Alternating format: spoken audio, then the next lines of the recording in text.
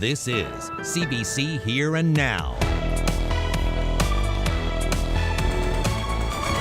Merits of the project stand for themselves. I've articulated it many times, and I can tell you we have fought hard to move this in the right direction. I'm disappointed that the government decided to greenlight this project. It really goes against everything that we've heard, even just a couple of days ago with the IPCC's report saying we can't expand oil and gas globally. After months of delays, Ottawa's about to approve the Bay du Nord oil project. The federal government is expected to make an official announcement tonight.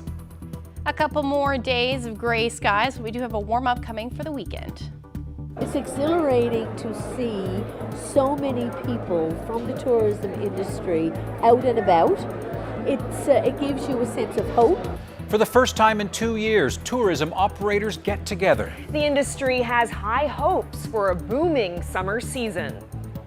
Good evening and welcome to Here and Now. I'm Anthony Germain. And I'm Carolyn Stokes. Well, CBC News has confirmed the Bay du Nord oil mega project will receive federal approval. And Terry Roberts is following this developing story, and he joins us now live with the latest. Terry. Yes, Anthony. Look, it's not official yet, but multiple sources have confirmed for us here at the CBC that Environment and Climate Change Minister Stephen Guilbeault will give approval for this controversial project, and we're expecting official word on Bay du Nord once the stock market stops trading for the day.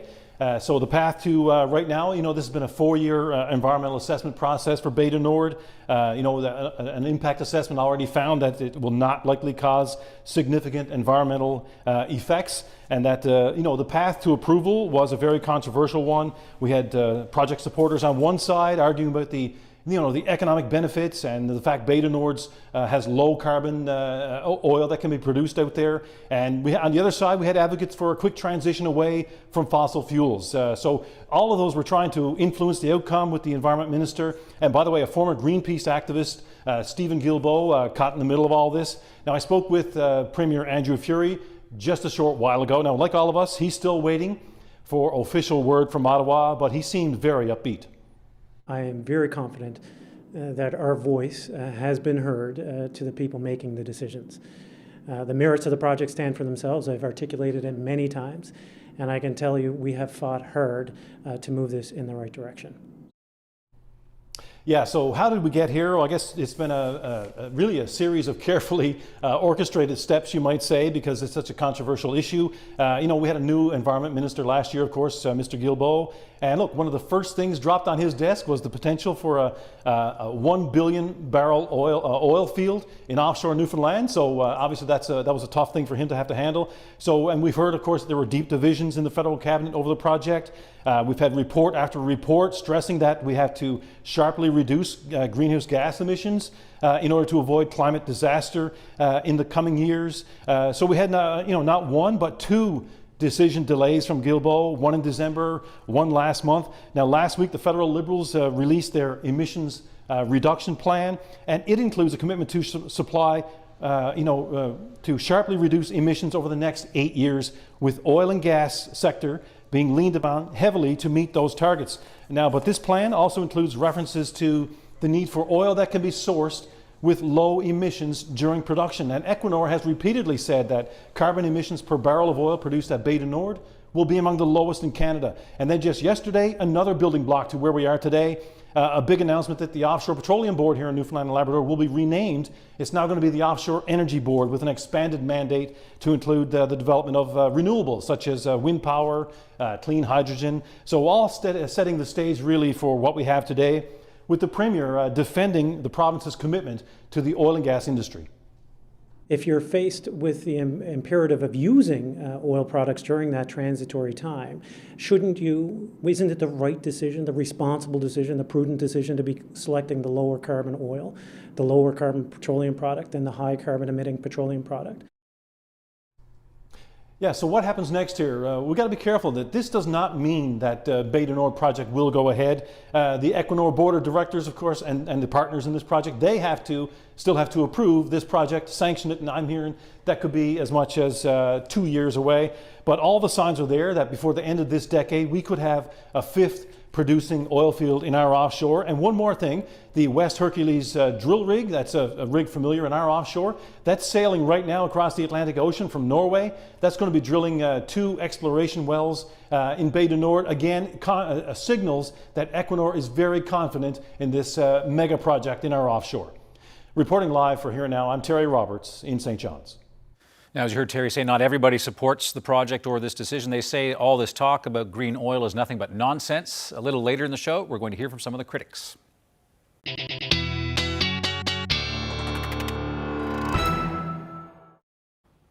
A much cooler day today, especially here in the metro area. Only about 2 degrees this afternoon in St. John's. Temperatures, though, down along the southern areas of the island. Beautiful. Burgeo, 5 degrees, 6 degrees in Marystown today. And then those temperatures up across Labrador sitting above zero, near or just above zero for a good chunk of the afternoon. Now, we do still have some windy conditions out there. Those winds right now in that northerly component sustained at 46 kilometers per hour for Bonavista, to 35 kilometers per hour for St. John's, and some of those wind gusts as well. Now, as we head through the night tonight, we are going to continue to see these windy conditions with those gusts along the northeast, really all along the northeast, between 60, maybe 70 kilometers per hour. And then as we head towards the afternoon on Thursday, we'll finally see some relief from those winds on the west coast. And then eventually, as we get into Friday for the rest of the province, I'll have all of the forecast details when I come back. Thanks, Ashley. Some new accident information for 2 people involved in last month's helicopter crash in Gander. It turns out they were seriously injured. Some more details about that crash, including just what went wrong. According to an investigator with the Royal Canadian Air Force, it was caused by a problem with the pilot's seat. That investigator says the seat in the search and rescue chopper unexpectedly dropped to its lowest position while the crew was doing a training exercise, hovering. The CH-149 Cormorant spun and then dipped on its right side. The investigator says a section of the helicopter's tail and its main rotor blades hit the runway, as we saw and as you see. There was a 6-person crew on board at the time, and as I just mentioned, 2 members of that crew were seriously injured. Well, some people in this province could soon be getting a 4th COVID-19 vaccine shot. The province is working out the details now. It comes as the burden on hospitals reaches a new high. Here and Now's Peter Cowan is live in the newsroom on this story. So, Peter, who would be eligible for a 4th shot? Well, Carolyn, the National Advisory Committee on Immunization has been telling provinces to get ready to give people over 80 a 4th shot. Almost half the deaths in this province from COVID-19 have been people over the age of 80, so the hope is this will improve their protection, which could now be on the decline because it's been more than 4 months since some of them received their booster shot. But the health minister said the details on how this is all going to work are likely going to come next week, and that's when we'll find out who and when they'll get a shot. We're getting ready. We will likely have a clear explanation ready for everybody by next week. Currently, the guidelines have been received by the Chief Medical Officer of Health. She's discussing it with our regional medical officers and the RHAs who would actually be operationalising it. Now, hospitalizations from COVID reached a new high today. There are 47 people in hospital because of COVID. The health minister said the other burden is healthcare workers who are out sick. There are 580 of those who are isolating, but he says that number has been going down. The system is under strain. The health minister says there are some situations, he says they're isolated, where the burden added by COVID has meant centers have had to cancel non-urgent procedures. Priority is to take care of those who are acutely ill. Obviously, the COVID cases add a load. Our priority, though, as well now is we've got people on stretchers in hallways. These people need to be accommodated within the system, and that's a discussion that we'll be having with the with the regional health authorities over the course of the next few days.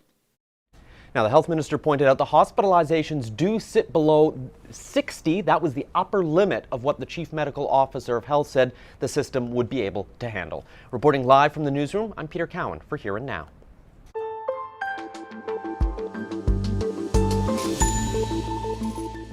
Well, There is a lot of talk about rising prices in this province, especially when it comes to fuel.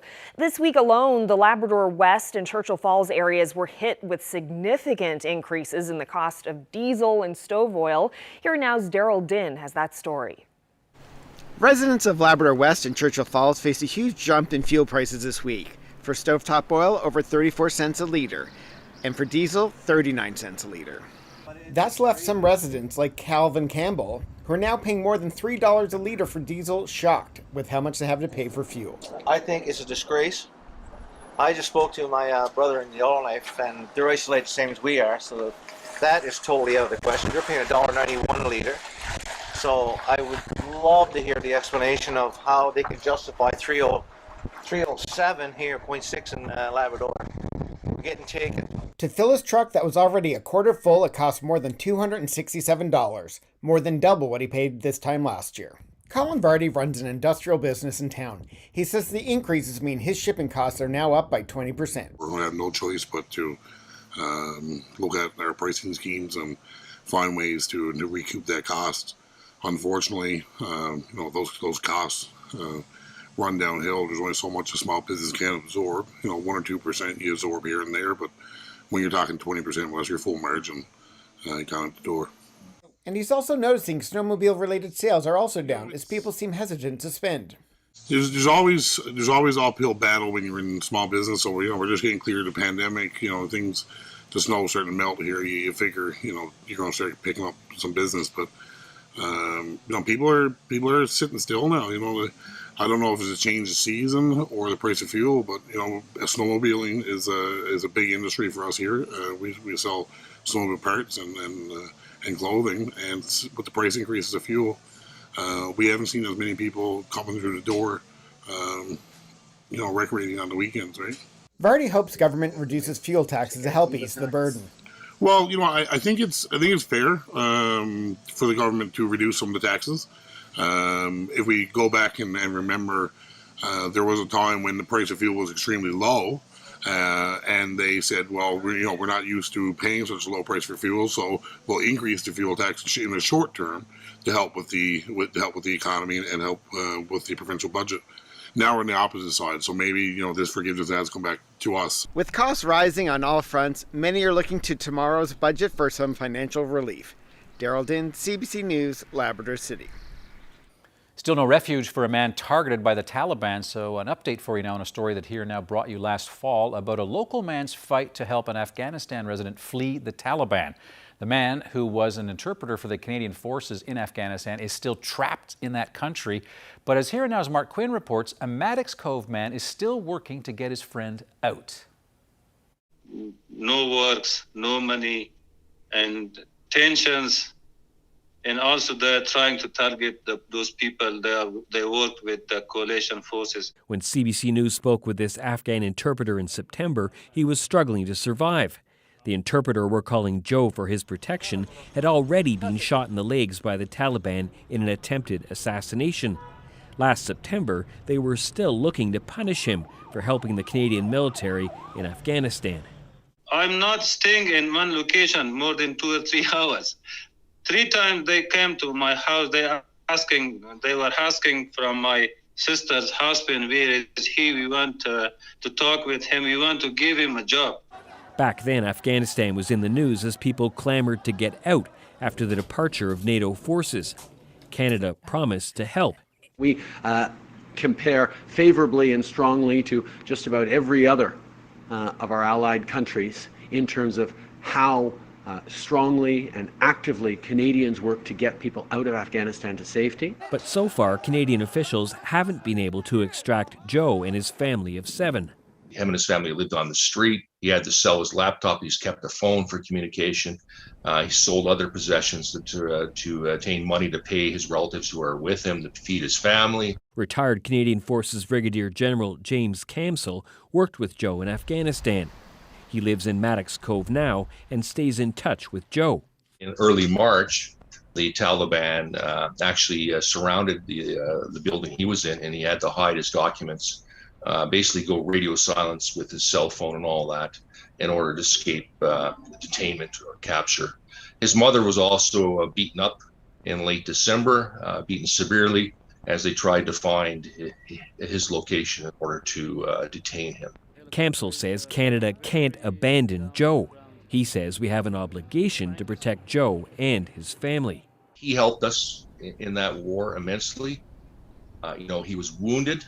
He's on a hit list for the Taliban for detainment and possibly execution. We owe him, a responsibility to get him and his family out. And that's, my biggest disappointment with the Canadian government is they have been unable to do that. Last summer, Canada promised to take in 40,000 Afghan nationals. So far, it's brought in less than half that, about 15,000. Mark Quinn, CBC News, St. John's.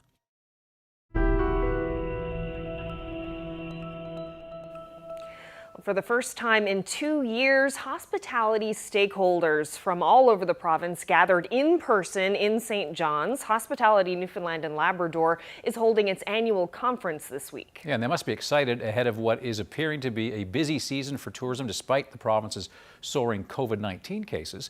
The CBC's Meg Roberts has more. Perhaps a sign the province's hurting tourism industry is healing. About 300 members of Newfoundland and Labrador's hospitality industry gathering in person for their annual conference. All of them sharing similar struggles over the past 2 years, and today bubbling with excitement for a more prosperous future. It's exhilarating. It's exhilarating to see so many people from the tourism industry out and about. It gives you a sense of hope. Some tourism attractions like the #2 Mine Tour on Bell Island have been closed for the past 2 seasons. The executive director says there's only one reason they'll be able to reopen this year. We are still able to open up again now in June because of the financial assistance that we received from both levels of government. There we go.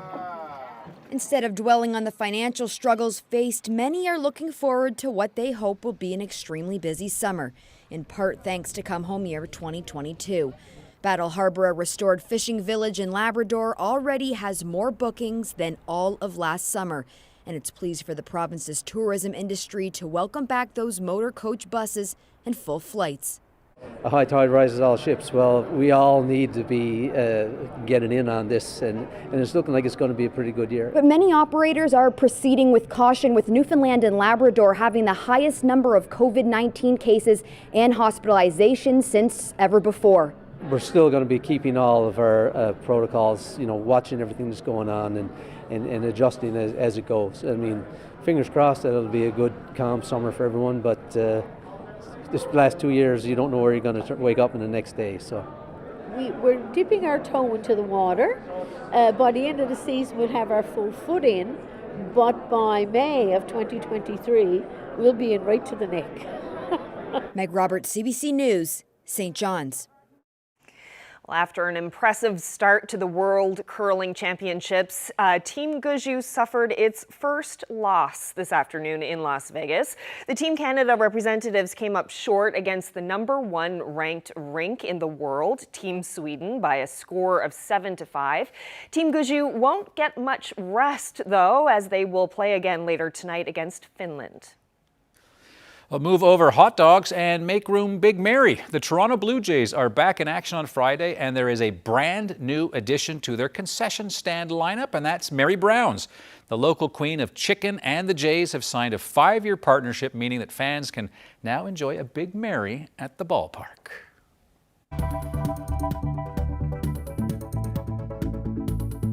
Well, the Premier and supporters of Bay du Nord, they are celebrating, but for environmentalists, this is a dark, black, oily day. We'll talk to Heather Elliott. That's coming up. Well, if the Blue Jays are back, that's a sure sign of spring. And look at these temperatures through Central as we head through the weekend. Spring-like temperatures in the forecast. I'll have all the details coming up.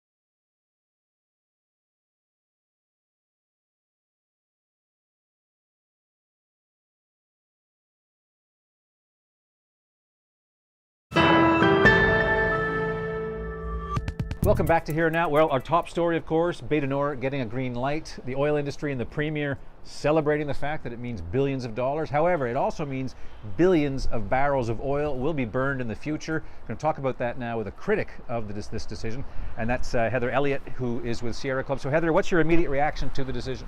I'm disappointed. I'm disappointed that the government decided to greenlight this project.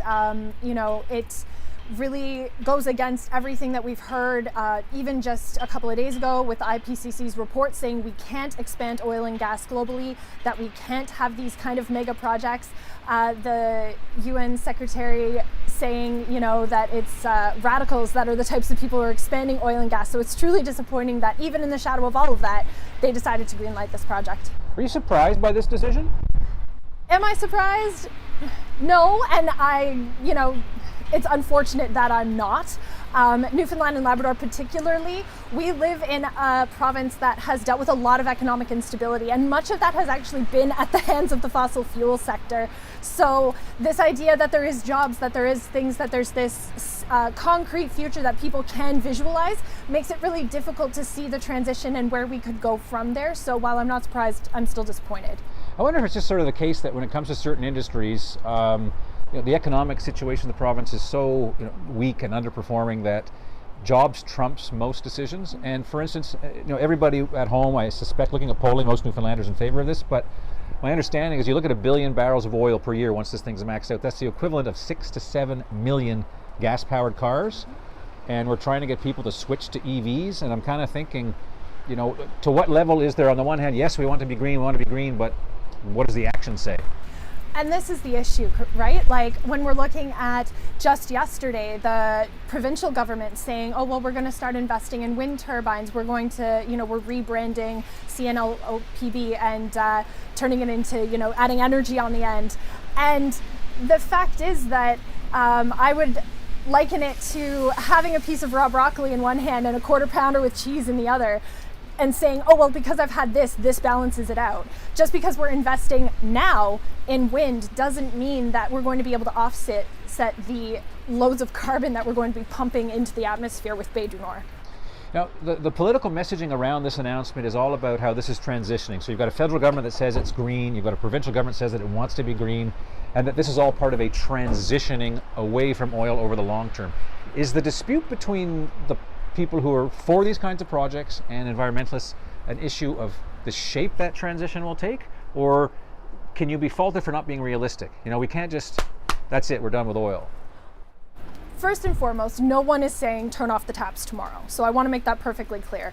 Even your most radical environmentalist, I think, would say that, to say we're just going to shut everything down, cut and dry tomorrow is unrealistic.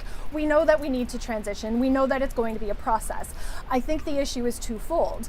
One is that we've known for years we need to be transitioning, and we've been dragging our heels. The idea of climate change and our Paris Agreement, caps and targets, those seemed very abstract. And we know from the IPCC just this week, it's not that abstract. Instead of having decades now, we have potentially years. So we're looking at a loss of time. It could have been a very slow, very gradual transition, and it can't be now.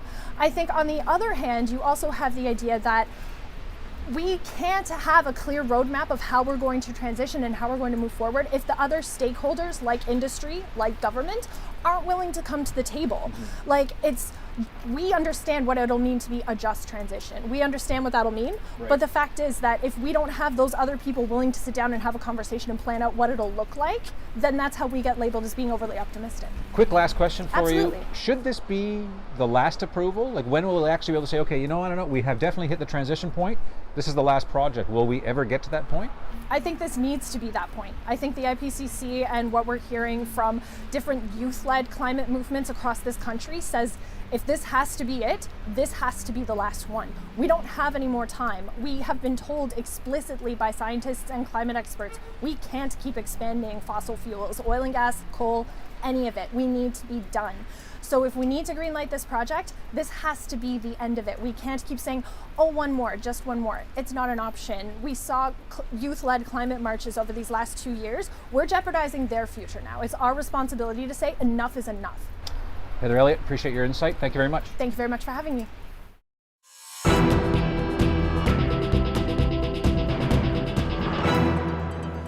And it is now official. The federal Minister of Environment has approved the Bay du Nord project officially. We will be following this and hope to have an update later in the show. This weather update is brought to you by the Healthcare Foundation Home Lottery. Order tickets now at hcfhomelottery.ca.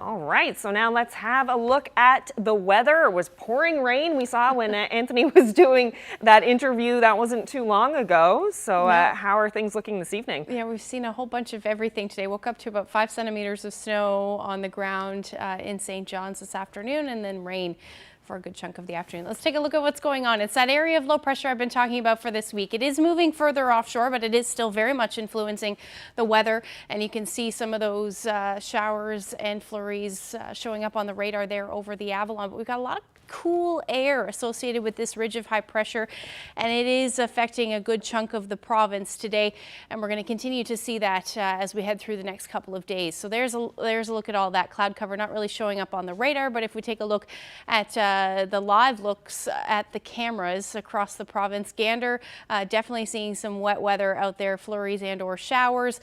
Same thing as we head towards Lumsden, definitely seeing more in the way of wet snow. And then as far as Trepassey goes, down along southern areas of the island, a beautiful day, some sunshine in fact this afternoon, and a whole lot of that down through the southern portion of the island. Taking a look at the current conditions in St. John's, live look out there, 2 degrees right now, feeling more like -4 with that wind chill, and then showers or flurries still showing up as well, with those winds gusting upwards of 50 kilometers per hour right now out of the northwest, and that will generally continue tonight. We're seeing those gusty winds leading to some wind chills into the minus single digits, feeling more like -5 in Corner Brook right now. Same thing up across coastal areas of Labrador, and it's feeling more like -7 right now in Lab City. Temperatures tonight aren't going to move too much from what we're seeing now. They should hover around the 0-degree mark for a good chunk of the island. The winds will eventually ease as that low pulls out further east for the west coast. The showers, or rather the flurries, will continue though as we head through the night tonight. Same thing for the northern peninsula as we see some light snow, and then the winds will be generally out of the northwest all along the northeast coast, between 20 to 40 kilometers per hour tonight. Temperatures dipping to about 0 for Happy Valley, Goose Bay, and Lab City. You'll go down to about -7 overnight tonight. So taking a look at the radar, a little closer look, you can see lots of showers and flurries showing up, and anticipating that this will transition through to some snow as we head through the night tonight for most areas, just as those temperatures start to drop. And the future tracker picking that up fairly nicely. You'll likely see some accumulation as well for the northeastern portions of the island, and then same thing for coastal areas of Labrador. Now as we get towards tomorrow morning, best chance of seeing that sunshine, as always when we see this flow, will be for the south and southwest through tomorrow afternoon. And overall, the winds are going to stay a bit brisk as well through the day. So as far as accumulations go, the most, again, all along the coast, we could see upwards of about 5 centimeters. Some areas may see close to 10, particularly for the northern peninsula. But overall, this will fall through the night tonight and then through a good chunk of tomorrow. So temperatures tomorrow will be sitting in the single digits, similar to what we're seeing today. We're not really going to see a whole lot in the way of change. The winds will be out of the northwest between 30 to 50 kilometers per hour. The warmer temperatures will be found further south. Marystown have you in for either showers or flurries through the day. You may see a few peaks of sun, but the best chance of that will be as you head further west. So Harbour Breton around 4 degrees through the day, and then through central and even along the northeast, chances are it should fall as snow tomorrow, and that's just because we have some of the colder air moving in the upper levels. But overall temperatures will be sitting between 2 to 3 degrees through the day. As you head towards the west coast, sunshine should peak out in the afternoon, looking like it'll turn out to be a fairly nice day. The winds will be out of the north, not too bad though, about 15 to 20 kilometers per hour, and then as as we head towards the northern peninsula. You're looking at some sunshine in play as well as the day goes on. Southeastern Labrador, though, the winds will be out of the north for you, 20 to 40 kilometers per hour. So it'll feel a lot colder than this, but sitting around 1 degree for Cartwright with either showers or flurries through the day. Again, some accumulations could see upwards of 5 centimeters for you. And then for Nain, below 0, -2, and then Lab City will sit around 1 degree for a good chunk of the afternoon. Those winds will be out of the east, about 15 to 20 kilometers per hour. So we are looking at this area of low pressure sticking around for a few more days, but there's some good indications that we're going to see quite the warm up as we head through Sunday, and I'll have those details when I come back. Thanks, Ashley. We have a bit more information on the Bay du Nord announcement now. The company behind the project just released a statement. Equinor welcomes the Minister of Environment and Climate Change Canada's decision regarding the assessment, aligned with the conclusions of the Impact Assessment Agency of Canada's Environmental Assessment Report. And also a note, the Premier and Andrew Parsons, the Minister of Industry, Energy and Technology, along with Charlene Johnson of Energy NL, formerly NOYA, will be holding a news conference at 6:45, so we'll hear more on that.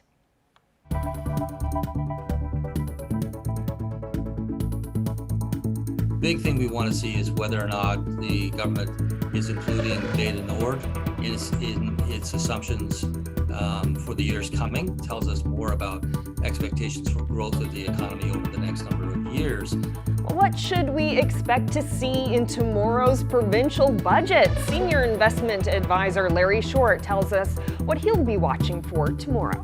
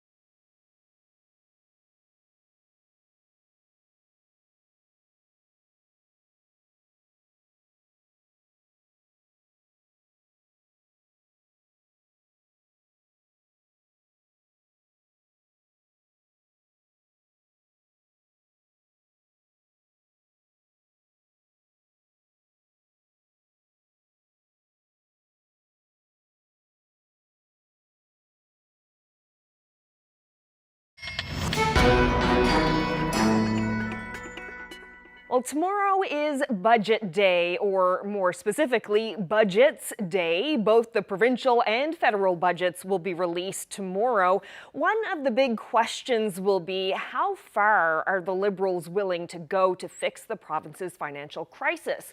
In the fall fiscal update, the province's net debt was projected to be $16.7 billion. The deficit was down and revenues were up. So now, 6 months later, what kind of budget should we expect? Senior investment advisor with Short Financial, Larry Short, joins me now. Thanks so much for being here. Yeah, it's my pleasure. Well, you'll be in the lockup at Confederation Building on Thursday. What are you expecting to see in this budget? Well, it all comes down to the deficit number. As we were saying in the fall, the projected deficit was $595 million, which is a substantial change from previous years. The magic question is it going to be higher or lower than that number? Surprised to see it as low as 595. More than likely, we'll see it a bit higher. But we'll determine then the cause. What is driving the deficit up or down, and what are the underlying assumptions going forward? The big thing we want to see is whether or not the government is including Beta Nord in its assumptions for the years coming. And we also are going to be interested to see whether or not they actually disclose the ransom that was paid for the cyber attack. And one would disclose that if it was a material amount, and we'll see if that comes through. It would be interesting if we do see that number in the budget, because the government so far has refused to say whether or not they've paid anything, and if they had, how much. So you say that there could be a chance that we could see a number in the budget. Yes, so in the lockup, what we do get to see is the detail of the budget. That is the line items. And theoretically, there should be two line items here. One is ransom paid, and the other is if indeed there was any recovery from insurance or the like. Now, one can have some opportunity to net out the two figures and just say that there was no net effect, but part of being an accountant and reporting according to accounting rules is the actual disclosure of expenses and revenue. So it'll be interesting to see if that's actually disclosed in there. And of course, the price of oil is much higher than forecasted, around $107 right now. And the finance minister says to not expect that higher prices will give a massive boost to the budget because we aren't producing as much oil. What do you make of that? So two things. One is that I think in the fall, they revised the forecast up to about $74 a barrel. And again, we'll want to see what assumptions they make for the coming years, because in the past, they've made, or various governments have made assumptions that have been unrealistically high. So we want to see if that's going to be a conservative number and what the net effect is going to be on the bottom line. The larger part is not necessarily the fact that, the price of oil doesn't influence us that much from day to day now as it did, in 2010, 2012. But it's the effect on the overall exploration in the economy. The oil industry accounts for about 21% of the entire economy. And we, in wanting to see whether or not Beta Nord is included in their assumptions tells us more about expectations for growth of the economy over the next number of years. And then following on from that is, what is the plan if indeed we are going to transition off of oil? How do you take 21% of the economy and convert to a future that is not dependent upon oil? Will there be initiatives in the mining sector? Will there be revisions to the Mining Act to permit companies to explore and develop while still staying inside of environmental requirements? The plan is key to our future, and we'd like to see what that looks like. And speaking about revenue, one thing people fear most when it comes to budget time is that taxes will rise. And with inflation right now, the price of gas and home heating rising, the cost of food going up, do you think the province would consider raising taxes right now? Within that tax group, there's one called the carbon tax, which in the province of Newfoundland and Labrador is administered differently than it is in other provinces. My personal hope, and one that may be beneficial certainly to many of the poorer individuals in the province, is that if the government rearranged the carbon tax here in Newfoundland and Labrador to be similar to other provinces such as Ontario or even Alberta, where those individuals earning less than $62,000 a year would receive a credit. Now, in order to do that, it means that people earning more than $62,000 a year will pay higher carbon taxes, and we would actually see that at the pump. So, there's a trade-off there of are we able to sustain an increase in gas tax in the short run in order to provide a credit for individuals earning less than $62,000. We may see some movement on that side. As for other taxes, I'd be surprised to see any dramatic change there yet. All will be revealed tomorrow. Larry Short, thank you so much for this. That's my pleasure.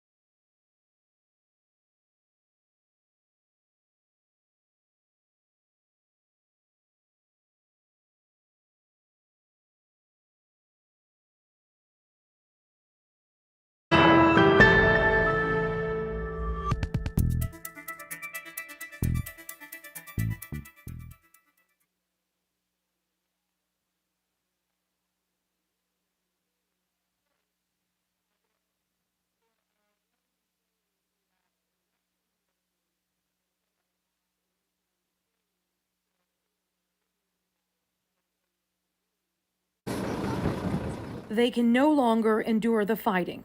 Residents of the eastern city of Durachi line up for a ride to safety. Shelling has intensified in recent days, this man says. I am very worried for my children. People are terrified after seeing the destruction uncovered in Bucha and communities near the capital. Ukraine's lead prosecutor is already investigating more than 4,600 allegations of war crimes.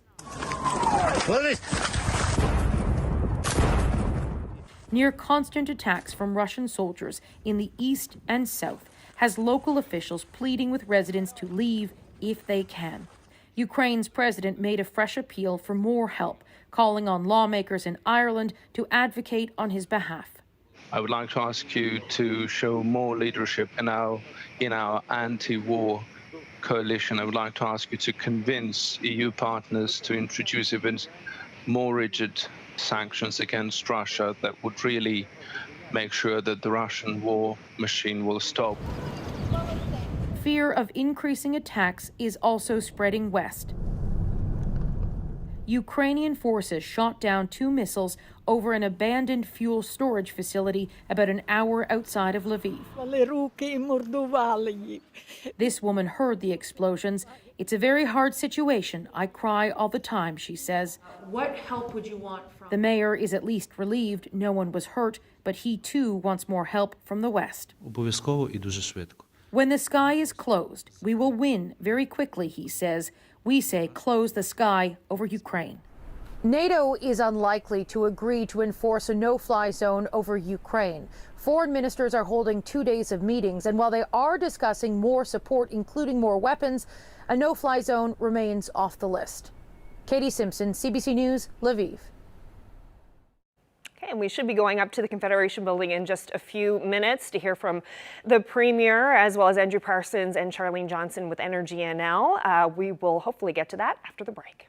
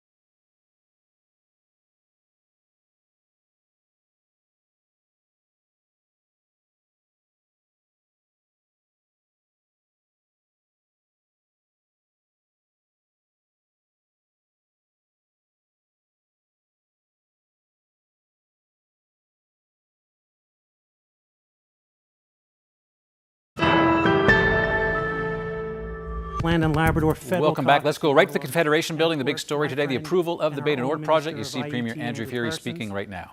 And the proponent themselves, Equinor, have created an innovative, low-emission project that the world needs right now than ever before in our history. Of course, I'd be remiss without thanking Minister Seamus O'Regan and Minister Goody Hutchings. Seamus, of course, is a dear friend and has been a tireless proponent of this project from the beginning. We made this happen and never once waned on the 24/7 effort to get it done. We successfully demonstrated what this project means not only to our province, but to the country and indeed the world. How even the conflict in Europe exposed a more important and immediate need for this valuable resource. How as we advance the transition to more renewables, our low-carbon, ethical oil can meet the current global demand. Our government is committed to taking bold action on climate change, and we are taking it serious. Newfoundland and Labrador, my friends, is perfectly positioned right now at this time of transition, and as I've said before, we are quite capable of holding two thoughts in our head at once. Just yesterday, we announced that we are lifting the moratorium on onshore wind development and expanding the scope and the role of the Canada, Newfoundland and Labrador Offshore Energy Board to include wind and clean hydrogen. Newfoundlanders and Labradorians are intelligent enough to understand that. And we have tremendous opportunity here, my friends. An opportunity to grow a low-carbon solution to meet the world's current demand. An opportunity to once again, as we have before in the 90s, to reimagine and redefine our own future, our destiny. Our hands are firmly on the wheel as we move forward. We will continually explore alternative energy sources, from wind to clean, green hydrogen to the hydroelectric capacity we have all known for years.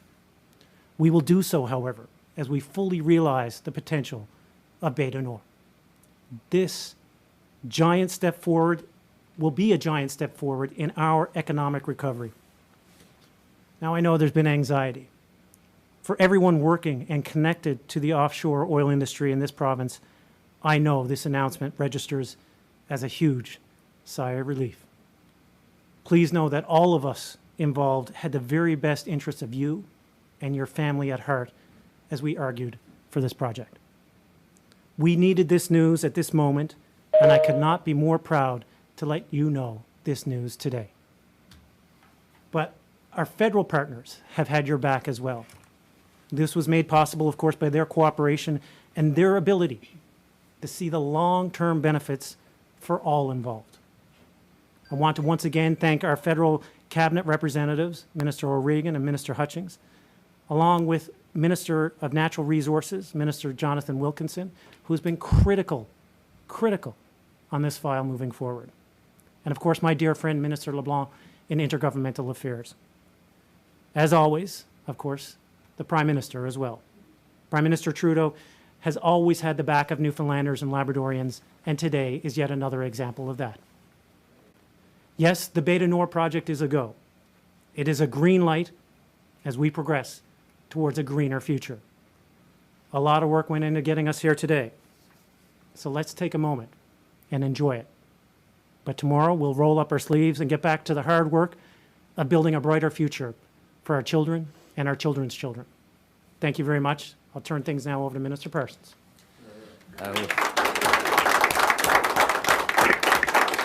Thank you very much, Premier. Today is an exciting day. I told our friends at the Energy NL conference last September that I am naturally an optimistic but realistic person. And I said at that time, when it comes to this industry, I realistically saw reason for optimism. Specifically, on the Bay du Nord project, I believe that the facts would demonstrate the merits of this project. And today it is great to see this positive outcome for the province's industry, for our workers, for their families, and for the entire province. The Bay du Nord project is critical to Newfoundland and Labrador's economy and will provide a significant employment and economic activity.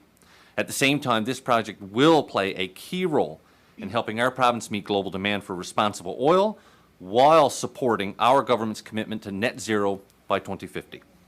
No doubt the oil and gas industry is adapting and changing, but the future of this industry is exciting.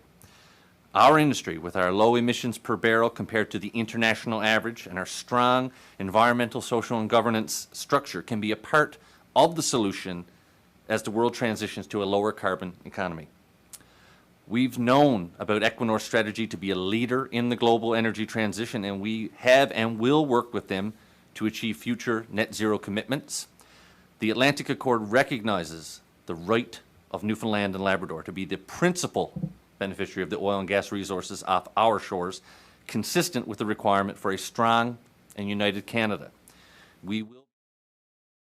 Andrew Parsons, the Minister responsible for energy, taking that news conference live. We'll have more of that, of course, on our website tomorrow, so stay tuned for that and check it out, cbc.ca/NL. Big news today and big news tomorrow with the budget coming. Ashley, how's budget day looking weather-wise? Yeah, we didn't get to the long-range forecast, but looking like it's a nice day to stay inside tomorrow for sure.